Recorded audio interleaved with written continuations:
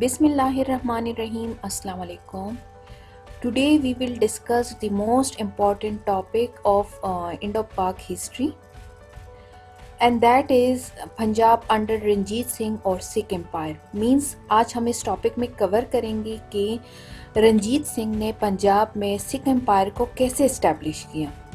But before starting the topic as usual I will start my lecture from the background. Punjab में 1780s में तकरीबन 12 micelles establish हो चुकी थी. अब मिसल किसे कहते हैं? मिसल्स कहते हैं सॉवरेन इंडिपेंडेंट स्टेट्स को. 12 सॉवरेन इंडिपेंडेंट स्टेट्स पंजाब में इस्टेब्लिश थी.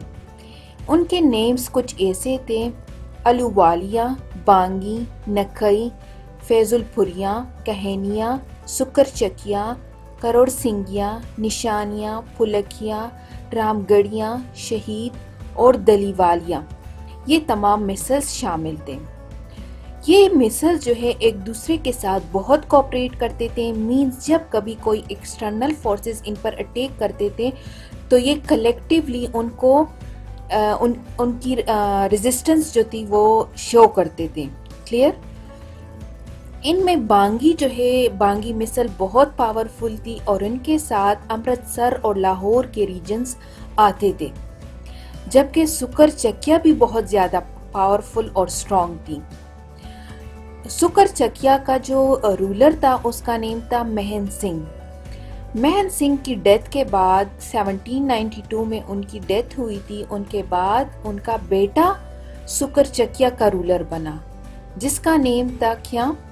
Ranjit Singh. But towards the end of 18th century क्या होता है कि तमाम मिसल्स जो है वो डिसइंटीग्रेट हो जाते हैं एक्सेप्ट सुकर चकिया.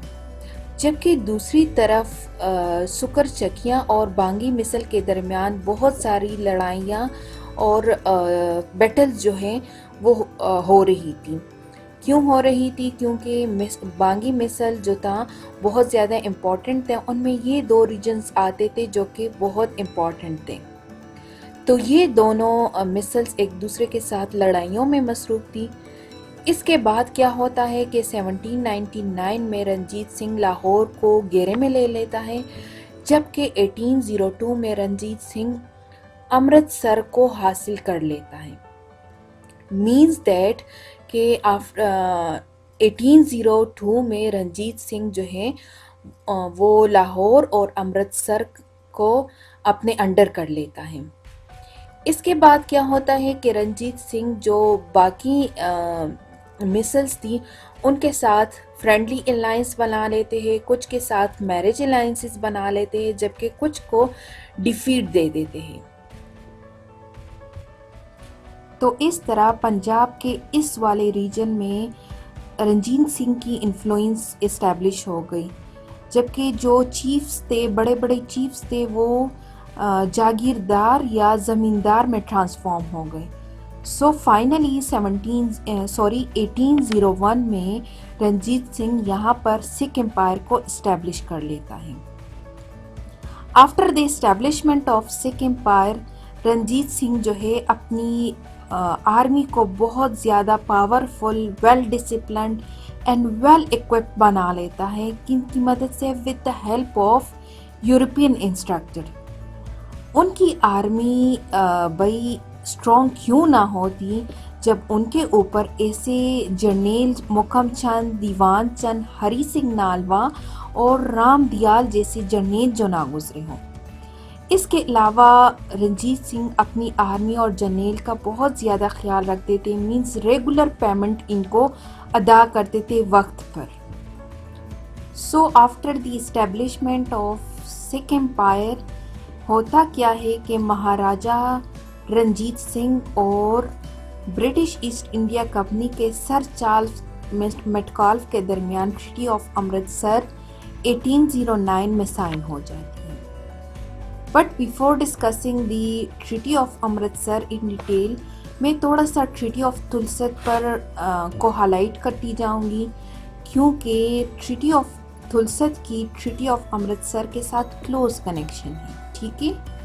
सो अकॉर्डिंग टू दिस ट्रीटी इस ट्रीटी को रशिया के अलेक्जेंडर फर्स्ट और फ्रांस के नेपोलियन ने साइन किया हुआ था। इस ट्रीटी के मुताबिक ये दोनों क्या चाहते थे, ये लैंड रूट के थ्रू इंडिया पर अटैक करना चाहते थे। मींस कि वो ब्रिटिश ईस्ट इंडिया कंपनी पर अटैक करना चाहते थे, क्योंकि अब जो था ब्रिटिश ईस्ट इंडिया कंपनी ने नॉर्थ वेस्टर्न रीजन को छोड़ के तमाम इंडिया को अपने अंडर कर लिया हुआ था। तो ये दोनों ब्रिटिश ईस्ट इंडिया कंपनी पर अटैक करना चाहते थे। क्लियर?